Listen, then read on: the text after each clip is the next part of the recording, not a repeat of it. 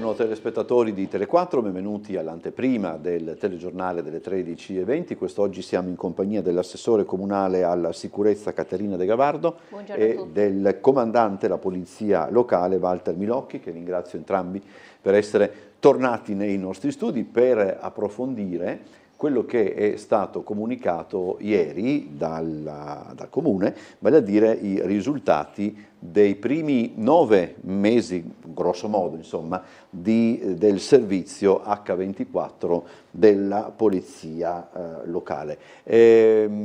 Cominciamo dall'assessore, come sempre, per Cavalleria.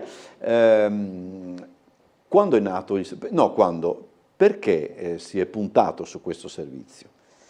Allora, è stato il risultato di un lavoro molto lungo, iniziato anche dalle amministrazioni precedenti e fortemente voluto per in qualche modo sottolineare e incentivare la collaborazione con le altre forze dell'ordine.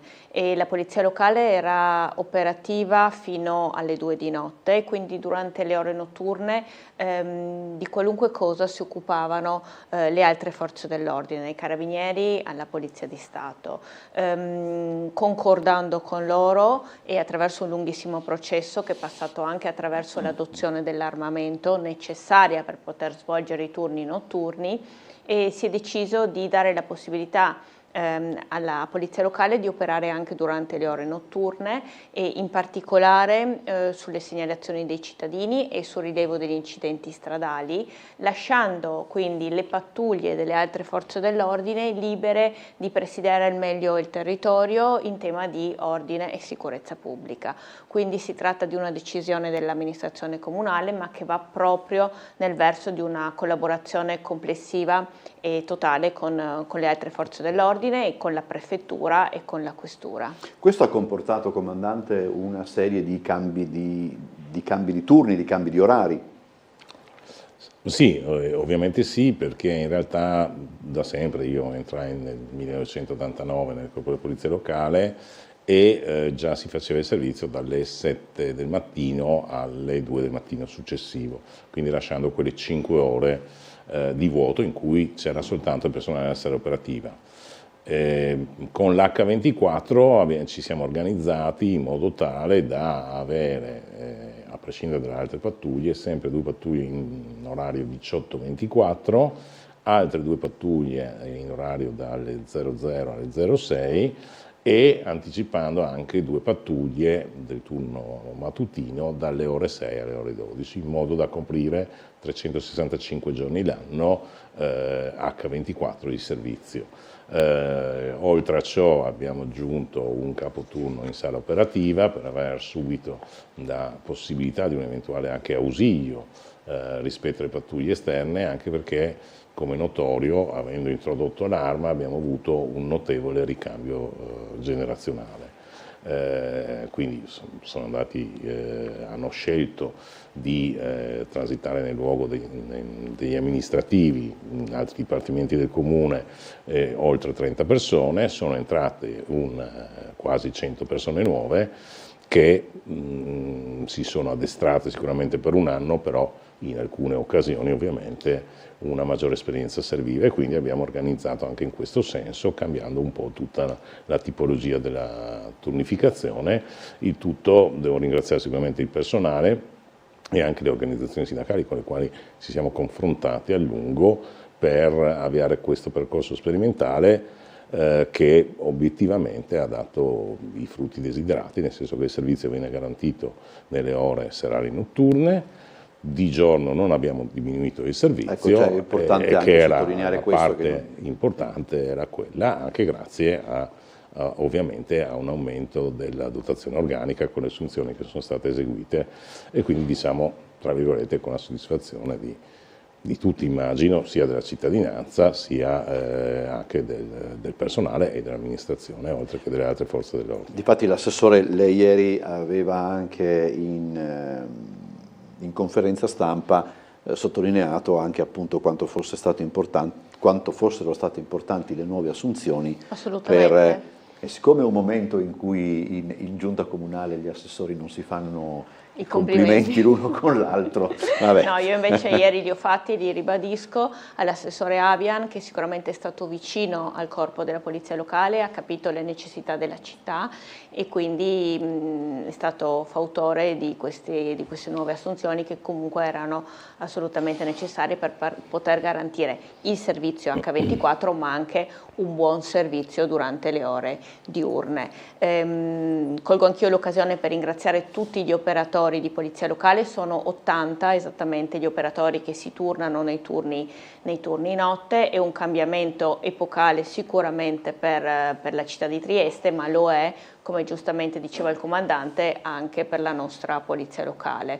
Evidenzio anche che sono pochissimi i comuni del Triveneto che garantiscano alla loro comunità questo tipo di servizio, 4, di cui uno Trento solo durante i weekend, per cui sono anche molto orgogliosa che la polizia locale ancora una volta si sia messa con tutte le sue energie a servizio della collettività. È giusto, forse anche logicamente una semplificazione giornalistica, però si è sottolineato ieri che buona parte, mettiamola così, degli interventi della polizia locale durante le ore notturne sono dedicate, e anche intuibile per certi aspetti, agli incidenti.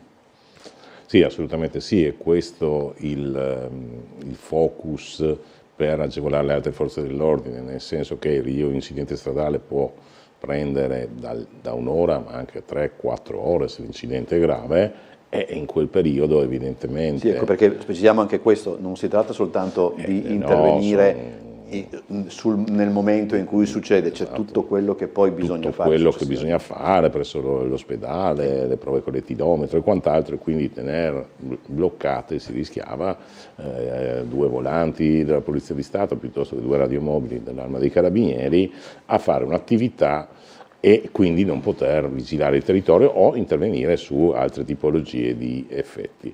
Gli incidenti stradali in effetti nell'orario 18-24 sono in percentuale, succedono almeno qua a Trieste ma quasi dovunque, il numero più elevato di incidenti stradali è tra le 12 e le 18, ma subito dopo tra le 18 e le 24. Dal mezzanotte alle 06 il numero di incidenti è abbastanza più ridotto, ma purtroppo, come si accennava ieri, tendenzialmente la velocità media è più alta e quindi le conseguenze degli incidenti è più elevata. Avete fatto, mi è venuto in mente adesso, potevo fare la domanda anche ieri, ma non è venuto in mente a nessuno eventualmente, ci sono delle zone più, diciamo così, a rischio? Allora, da un lato, dal punto di vista degli incidenti stradali, sono soprattutto per uscita autonoma, in qualche raro caso incidenti frontali, sono le strade che salgono o scendono ovviamente dal Carso, quindi strada Nuova Propicina, dove sono successi incidenti anche gravi, anche mortali negli anni passati, ma anche strada di Friuli e anche parzialmente la Provinciale 1. Mentre per gli incidenti che coinvolgono più conducenti, normalmente questo avviene nel centro cittadino, no? alle intersezioni stradali, dove magari si pensa non c'è quasi nessuno, ma c'è sempre qualcuno insomma, che circola, e quindi il rischio diviene questo, quindi sia Borgo Teresiano ma anche via Giulia, via San Francesco, all'altezza di Piazza Giotti, sono Corso Italia stesso, quando il semaforo sono a lampeggio eccetera, quindi sono quelle località dove un po' più spesso vengono incidenti stradali di sera e di notte. Sì, mi permetto anche di aggiungere che abbiamo fatto un po' il conteggio di quanti sono stati gli incidenti stradali dal 19 maggio, giorno in cui è iniziato questo tipo di servizio, a metà gennaio, e gli incidenti sono stati 300, di cui almeno un terzo con feriti, per cui anche questo chiaramente rallenta le operazioni di rilievo degli incidenti stradali. In tutto l'arco della giornata? No, solo durante le ore notturne. Sono stati 300 gli incidenti rilevati dalla polizia locale. Sì, ho capito bene. di cui un terzo con feriti, purtroppo aggiungo, e chiaramente questo rallenta tutte le operazioni legate al rilievo dell'incidente stradale. Mi pare che altri interventi sono collegati, sempre per quanto riguarda la notte, a divieti di sosta, passi, come si chiama? Passi carabili, eccetera. Sì, possono essere sia intralci magari all'autobus, qualcuno non pensa magari che è anche durante la notte che si fa la raccolta dei rifiuti e quindi magari c'è qualcuno che si mette a fianco ai cassonetti e quindi ci chiamano per questo, anche per chiusura strade, magari perdita di gasolio, eccetera, eccetera, e però molto spesso riguarda richieste o per soste abusive sui parcheggi per i disabili, ma anche i disabili vanno in giro di notte e hanno diritto quando tornano a casa o quando vanno da qualche parte a trovare il posto libero, e anche sui passi carrai, senza porsi il problema che magari qualcuno ha bisogno di entrare e uscire a qualsiasi ora sia del giorno ma anche della notte. È possibile, cioè il servizio viene confermato, mi pare di capire. Sì. Questi sono, mi è parso di capire anche ieri, stanti i numeri che sono stati registrati, come dire, la dimensione del servizio questa sarà, insomma, è equilibrata. rispetto ai numeri. 2 pattuglie a turno serale e notturno, quindi ogni pattuglia è composta da due persone e questo è il numero secondo noi giusto per affrontare le esigenze legate appunto alle segnalazioni dei cittadini, che in questi 8 mesi dall'inizio del servizio sono stati circa 550 per le fattispecie descritte adesso dal comandante, quindi soste vietate piuttosto che camion delle immondizie che non riuscivano a lavorare, più il rilievo appunto degli incidenti stradali. Ho ancora 2 domande, una diciamo più politica, l'altra più pratica, che è più una curiosità. Cominciamo dalla parte politica perché mi aiuta anche a chiudere provvisoriamente il discorso. È possibile immaginare anche un impiego della polizia locale, un ulteriore impiego delle polizie locali anche in ore notturne o paranotturne per questioni che riguardano appunto altre tematiche, ordine, sicurezza, eccetera, di deterrenza, perché è facile immaginare che vedi una pattuglia, specialmente in alcune zone, e se devi fare delle monade, chiedo scusa per il francesismo, ci pensi un po' 2 volte.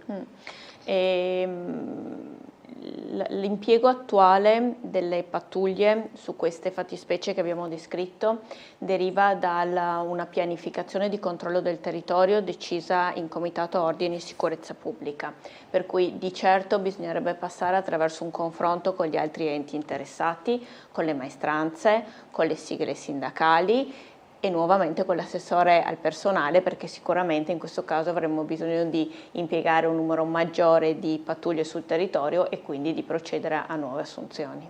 Okay, invece la curiosità... Sono stata abbastanza chiara. La mia curiosità invece riguarda questo. In questi ultimi mesi molto spesso si vedono dei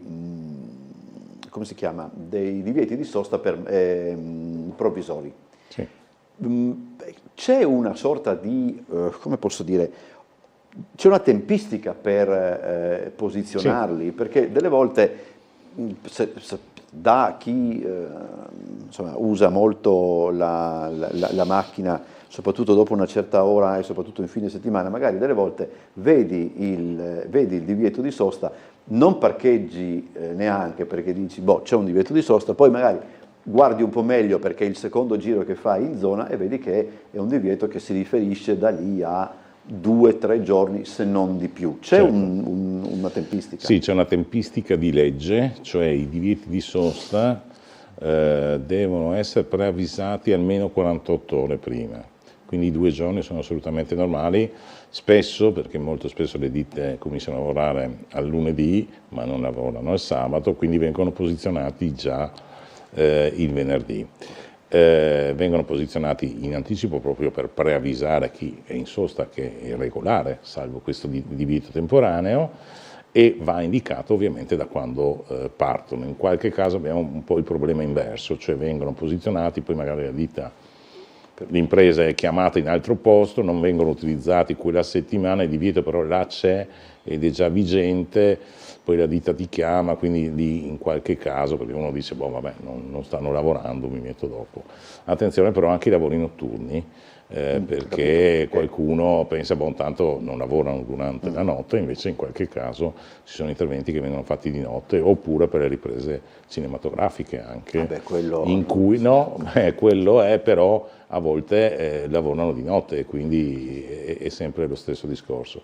Volevo solo precisare che a prescindere dalle pattuglie ordinarie però vengono fatti anche i servizi di controllo congiunti con le altre forze dell'ordine di notte con altro personale, quindi i controlli alto impatto vengono effettuati con la Polizia di Stato, Carabinieri, Guardia di Finanza, sono delle pattuglie aggiuntive, si fa circa una volta alla settimana, nonché dei controlli per il cosiddetto fenomeno della movida, ma sempre con altro personale, quindi c'è già altro personale che lavora oltre a queste due pattuglie. Queste due pattuglie però sono fisse e dedicate al codice della strada, diciamo così. E quindi ribadiamolo ancora una volta, è stato fatto ieri ma giova ripeterlo, questo servizio non impatta assolutamente con gli altri servizi della polizia locale. Assolutamente, non impatta né con i servizi diurni della polizia locale, non impatta con quelli che sono comunque servizi, come diceva il comandante, legati alla movida piuttosto che a quelle operazioni coordinate dalla questura che si chiamano interforze e che comunque si possono svolgere con altro personale dedicato e formato su questi temi. Allora io ringrazio l'assessore comunale alla sicurezza Caterina De Gavardo e il comandante della polizia locale Walter Milocchi, buon lavoro ad entrambi. Adesso noi andiamo in pubblicità, poi il telegiornale delle 13:20. Arrivederci.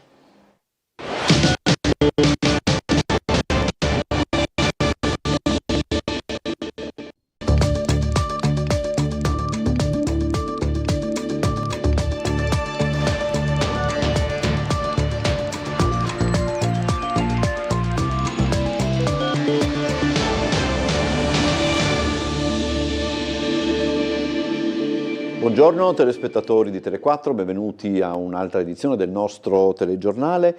Abbiamo effettuato un viaggio all'interno dell'edificio del Porto Vecchio dove vivono circa 100 cittadini nepalesi. È il magazzino 19 dove dimorava anche Sunil Tamang, il 43enne deceduto dopo 2 giorni di ricovero in ospedale per un'embolia polmonare massiva.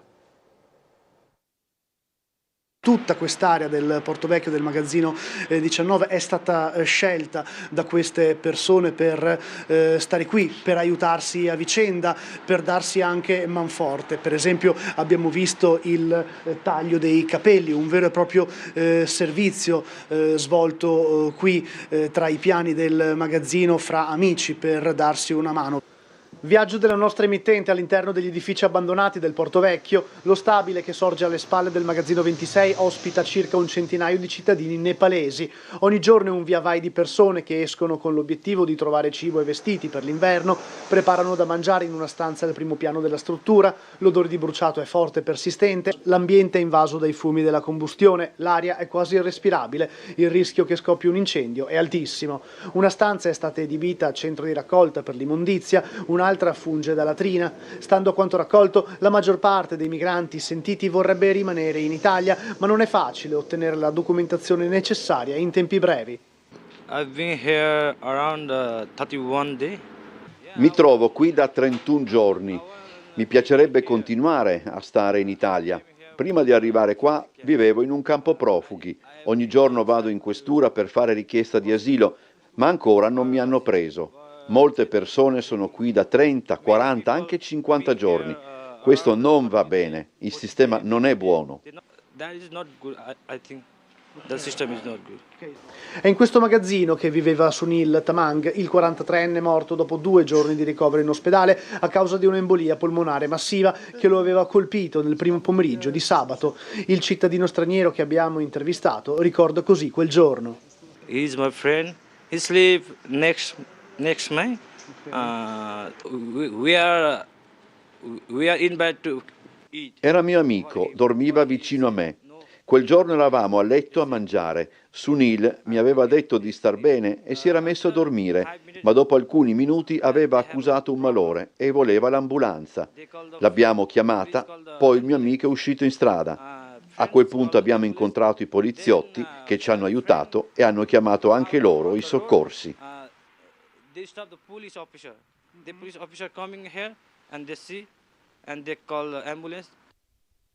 Effettuava razzie notturne di denaro alcolici nei negozi e nei centri sportivi isontini, fuggendo sempre in bicicletta. È stato fermato dai carabinieri di Gradisca grazie alle immagini delle telecamere. Era diventato l'incubo dei commercianti isontini. Per circa un mese in piena notte ha preso di mira negozi, bar, ristoranti e un centro sportivo tra Gradisca, Romans di Sonzo e Sagrado, rubando prevalentemente denaro dalle casse e bevande alcoliche. Agiva sempre da solo intorno a mezzanotte, spostandosi esclusivamente in bicicletta. La crescente preoccupazione manifestata dagli esercenti colpiti e il ripetersi dei furti hanno portato i militari del nucleo operativo dei carabinieri di Gradisca di Sonzo a intensificare l'attività investigativa, stringendo il cerchio attorno al sospettato mediante appostamenti e pedinamenti e riuscendo infine a individuarlo e a denunciarlo. Si tratta di un 21enne italiano di origine colombiana accusato di ben 14 furti. Fin dalle prime fasi delle indagini i carabinieri hanno individuato la costante nel modus operandi, il fatto che il ladro si spostava appunto in bicicletta, dileguandosi poi sempre nella stessa direzione. Determinante per l'identificazione è stato l'approfondito lavoro d'analisi dei filmati delle telecamere che ha consentito di individuare tratti somatici distintivi e particolari dell'abbigliamento indossato durante i furti. Nel corso della perquisizione effettuata nell'abitazione dell'uomo è stata ritrovata gran parte della refurtiva, immediatamente recuperata e restituita ai legittimi proprietari. Sono stati inoltre sequestrati gli indumenti utilizzati durante i colpi e immortalati dalle telecamere di sicurezza dei vari esercizi commerciali. L'uomo dovrà rispondere ora di furto aggravato continuato. Ruba in 2 negozi del centro e si scaglia contro 2 commesse picchiandole, tanto che una di loro deve ricorrere a cure mediche. L'autore dei reati, un 49enne triestino arrestato dalla polizia locale lo scorso 29 dicembre. In Corso Italia una commessa di una boutique ha fermato una pattuglia del reparto motorizzato della polizia locale indicando un uomo come possibile responsabile del furto di una giacca di valore e dell'aggressione a lei e a una collega. Il 49enne è stato fermato dagli agenti e portato nella caserma di San Sebastiano. Aveva con sé sia la giacca che diverse confezioni di profumo rubate precedentemente da Coin per un totale di €1.000.000. L'uomo era aggravato da precedenti penali, tra i quali anche rapina, furto e resistenza a pubblico ufficiale. Sentito il PM Marco Fayon, l'uomo è stato arrestato e condotto al Coroneo. L'ispettore Tiziana Martini ci aspetta, collegata dalla sala operativa della polizia locale. Buongiorno ispettore.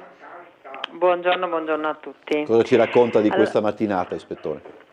Allora, di questa mattinata vi racconto che poco tempo fa, verso le ore 12:45 circa, c'è stato un incidente stradale in Viale D'Annunzio all'altezza di Piazza Garibaldi circa, c'è stato un po' di rallentamenti insomma a causa di questo incidente. Il solito automoto sulla postazione semaforica, per fortuna nulla di grave, ma ha causato un po' di rallentamento in quella zona. Al momento il traffico però è regolare, si è risolto tutto in quella zona. Altre cose, la giornata di oggi abbiamo avuto alcuni interventi, tra cui assistenza a Cegas per scavi urgenti dovuti a dei guasti, in particolare in via Candler e in via Matteotti. In via Matteotti rimane chiusa la strada tra la via Luciani e la via Manzoni. Rimane chiusa ancora oggi, non sappiamo poi domani l'intervento, quanto tempo, insomma, quanti giorni avranno bisogno per finire l'intervento. Altre cose, sono ricominciati i lavori a San Giusto, quindi anche lì c'è la chiusura della via San Giusto da Piazzale della Cattedrale a Tommaso Grossi. Attenzione quindi in zona a tutta la segnaletica, ai divieti di sosta presenti e ai sensi di marcia. Infatti c'è l'istituzione del doppio senso di circolazione dalla via Capitolina tra Ragazzi del 99 e Piazzale della Cattedrale, quindi attenzione, in zona San Giusto sono ripresi i lavori. C'è un altro cantiere in atto, un restringimento di carreggiata in viale Miramare all'altezza del civico 271/1, si circola su una corsia per ogni senso di marcia, e anche lì però attenzione perché è chiusa anche la parte, il transito ciclopedonale sul marciapiede, quindi a fare attenzione anche per i pedoni. Potranno essere eseguite da Movieri delle brevi sospensioni di circolazione per consentire il movimento dei mezzi pesanti per eseguire i lavori. Altre cose per la giornata di oggi e domani non ci sono, verrà chiuso il giorno 15, poi un raccordo 13 autostradale, ma magari questo ricorderemo più avanti. Sì. Grazie ispettore, buona giornata e buon lavoro. Grazie e buona giornata a tutti. Andiamo adesso a Borgo San Sergio, dove sono state presentate alcune aree verdi riqualificate.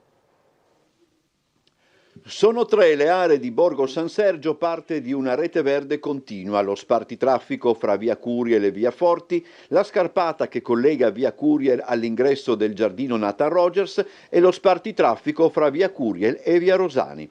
Oggi l'intervento, costo complessivo 178.000 euro, affidato alla ditta Viridis, è stato presentato alla stampa dall'assessore al verde pubblico Michele Babuder, con lui i forzisti Alberto Polacco e Lorenzo Giorgi. L'intento principale, come è stato così al Borso del Farneto e al Ferdinandeo, ovviamente è anche di cercare di contrastare con alcuni interventi anche i cambiamenti climatici, favorire la biodiversità, favorire il recupero delle acque piovane. In tutto sono stati messi a dimora 11 alberi di tiglio, 64 arbusti, oltre 600 fra piante erbacee, bulbi e tappezzamenti per piccoli impollinatori.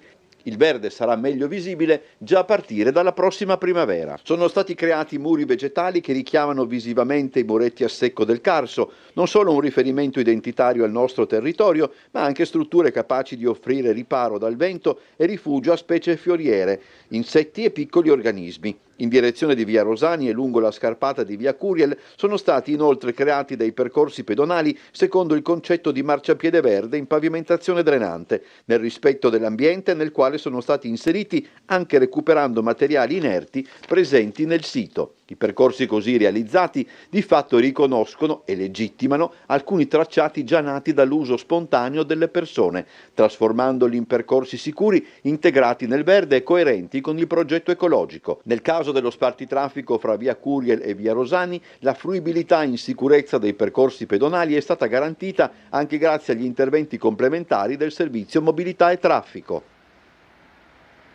Alla complicata situazione sportiva della Triestina si sommano anche i debiti verso i dipendenti e verso il Comune di Trieste. Il municipio non ha ancora ricevuto il pagamento del canone di concessione del Rocco e il costo dei lavori di manutenzione ordinaria del manto erboso. Non soltanto la situazione di classifica, il mercato calciatori e diversi pagamenti ai dipendenti che non sono stati erogati, la Triestina pare non stia ancora adempiendo al pagamento del canone di concessione dello Stadio Rocco, un contratto frutto di una gara pubblica dell'importo totale di 230.000 euro, stipulato quando alla presidenza c'era ancora Ben Rosenzweig. La nuova proprietà, insediata a dicembre, non ha preso in mano la questione perché alle casse comunali mancano ancora gli importi dovuti, formalmente da pagare entro il 31 luglio scorso, ma di fatto mai erogati verso il municipio, che stando all'accordo potrebbe anche recedere immediatamente il contratto privando la Triestina dello stadio.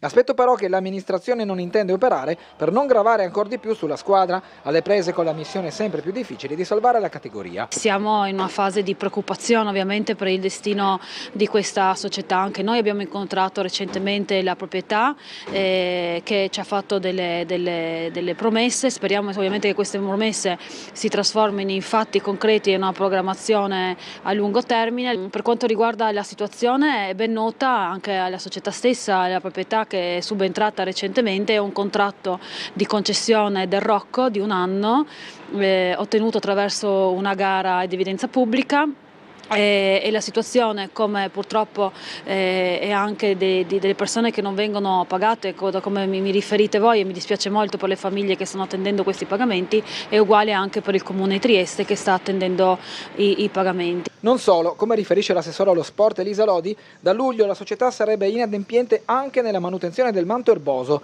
lo stesso rifatto ex novo nel 2024 e che da quest'estate è stato preso in carico dal Comune per sopperire al mancato intervento del club. Ma da Piazza Unità il messaggio è stato chiaro: dal 1° gennaio toccherà all'Unione prendersi cura dell'erba del Rocco, anche perché la spesa anticipata dal municipio da luglio a dicembre per la manutenzione ordinaria del campo ammonterebbe a circa 90.000 euro, che si sommano ai circa 180.000 ancora assenti nelle casse comunali del canone di concessione. La dirigenza del club il mese scorso aveva palesato la cattiva gestione precedente da cui aveva ereditato i debiti, ma allo stato attuale dalle parole non sono ancora seguiti i fatti. Colpo europeo della pallacanestro Trieste. In Ungheria i biancorossi vincono allo scadere la gara decisiva dei play-in di Basketball Champions League e conquistano l'accesso al round of 16. All'ultimo possesso, quando la partita sembrava ormai scivolare via, la pallacanestro Trieste trova il colpo che vale la qualificazione. A Miskolc i biancorossi firmano un successo pesantissimo. Il canestro di Brooks a 3 decimi dalla sirena chiude una partita durissima e spalanca, Ruzier e compagni, le porte del round of 16 di Basketball Champions League. Nel terzo e decisivo atto dei play-in, Trieste dimostra solidità e sangue freddo, riuscendo a restare sempre dentro una gara giocata sul filo dell'equilibrio. L'approccio è positivo, i biancorossi muovono bene il pallone, trovando percentuali positive dall'arco e riescono a costruire un primo vantaggio grazie all'impatto di Candussi sotto canestro e alla regia ordinata di Ruzier. Lo Szolnoki però non si lascia sorprendere e resta agganciato alla partita, trascinato dalle iniziative di Somogi e Krniaischi. All'intervallo Trieste è avanti, ma il rientro in campo è subito complicato. I padroni di casa aumentano l'intensità e riportano la gara in parità. I biancorossi reagiscono con personalità affidandosi alle giocate di Ramsey, Brooks e Toscano Henderson, riuscendo a riprendere margine e a toccare anche il +9 nell'ultimo quarto. Sembra il momento decisivo, invece il finale è una vera battaglia. Lo Szolnoki piazza un controparziale, sorpassa e porta la partita punto a punto negli ultimi secondi.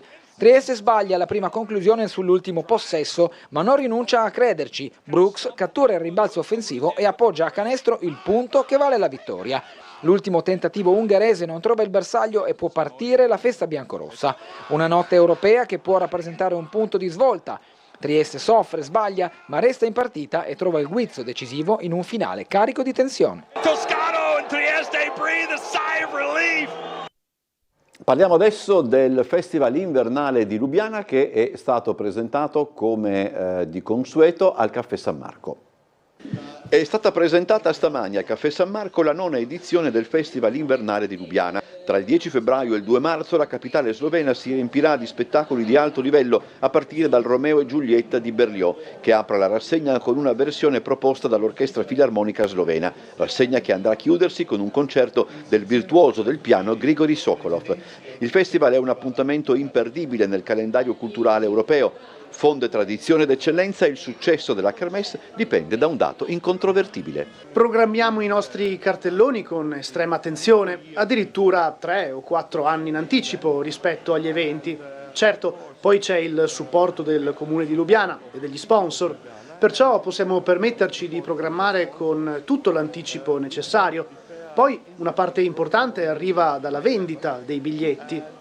Lo scorso anno abbiamo avuto spettatori provenienti da oltre 60 paesi e gli spettatori stranieri provengono per la maggior parte dall'Italia e dall'Austria. Ci fermiamo per la pubblicità, poi torniamo con altri servizi, rimanete con noi.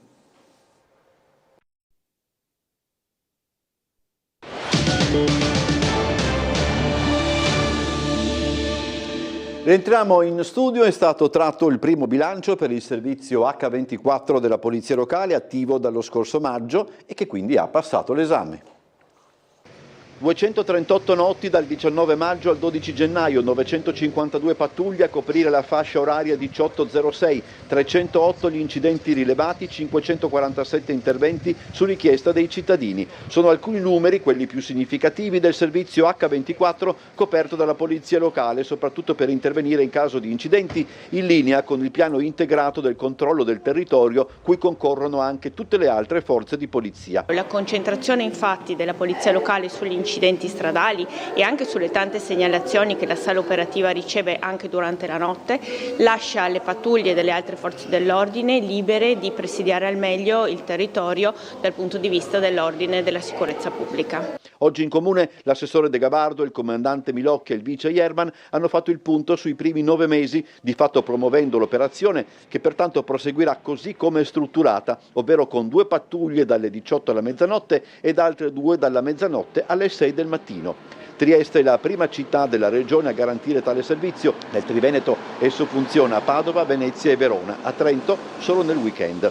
Senza influire significativamente sull'organico, è il reparto motorizzato la struttura deputata prioritariamente a coprire il servizio notturno, iniziato in seguito al processo di adozione dell'arma. Anche grazie alle ultime assunzioni che sono state effettuate e quindi la mancanza nelle ore diurne non è andata assolutamente a incidere sul servizio che viene offerto alla cittadinanza. Durante l'incontro con la stampa sono stati forniti ulteriori dati. 1962 è il numero totale degli incidenti rilevati dalla polizia locale nel 2025, 7 dei quali con esito mortale, 2 di essi verificatisi in orario notturno. La media è di 163 incidenti al mese, con un picco di 200 registrato ad ottobre. La fascia oraria in cui se ne verifica il numero maggiore va dalle 12 alle 18. La causa prevalente resta la velocità non adeguata. Non solo risse, spaccio di droga, accoltellamenti, i gruppetti di Maranza, giovani triestini e stranieri, ora si danno ai furti nelle ville. Doppia incursione sabato sera nel rione di San Vito, 2 le abitazioni visitate dai ladri. Si tratta della stessa banda, indagini in mano alla questura di Trieste. L'attività criminale dei Maranza sale di livello, non si limitano più a commettere vandalismi in strada, spacciare droga, scatenare risse che possono culminare in accoltellamenti, ora svaligiano le ville. Doppia incursione dei ladri nella tarda serata di sabato nel rione di San Vito, più volte al centro degli interessi dei malintenzionati negli ultimi mesi. Prima è stata presa di mira un'abitazione di via Besenghi, i topi d'appartamento hanno forzato una finestra e si sono introdotti all'interno. Un tentativo di furto, visto che i ladri non hanno fatto bottino dopo aver messo a soqquadro alcune stanze della casa.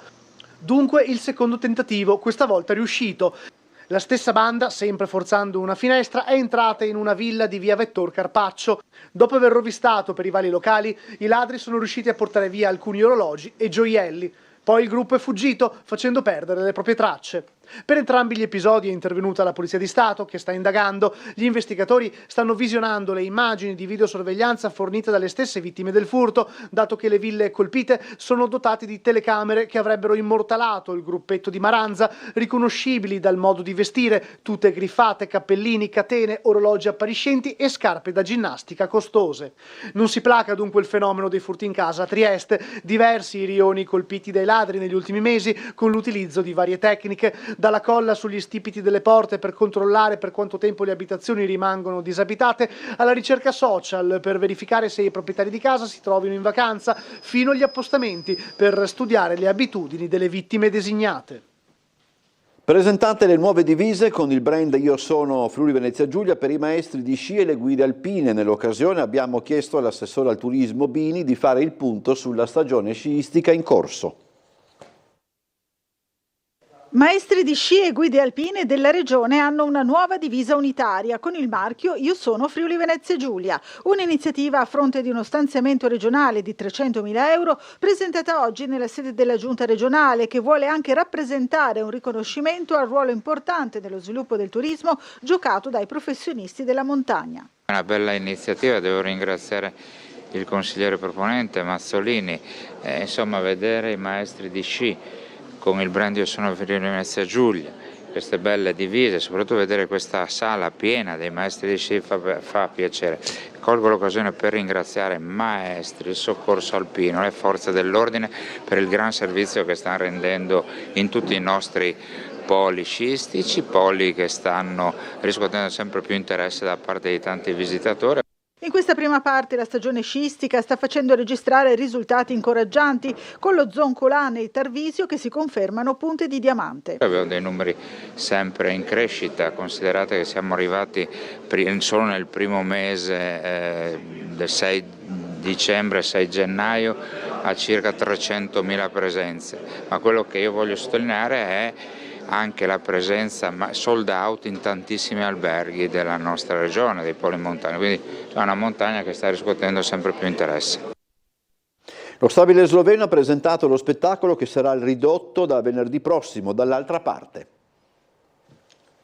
Lo schema è quello abbastanza tipico di tanto teatro. La vita di una coppia, indipendentemente dal giudizio morale, viene sconvolta dall'arrivo di una terza persona. Affidata alla penna di Ariel Dorfman, una trama del genere gioca con il pubblico nel momento in cui si ammanta di significati particolari che rimandano più o meno direttamente al nostro presente. Dall'altra parte, lo spettacolo dello stabile sloveno presentato oggi sarà in scena al ridotto da venerdì e si annuncia virato sul grottesco. In certi momenti anche molto ironico.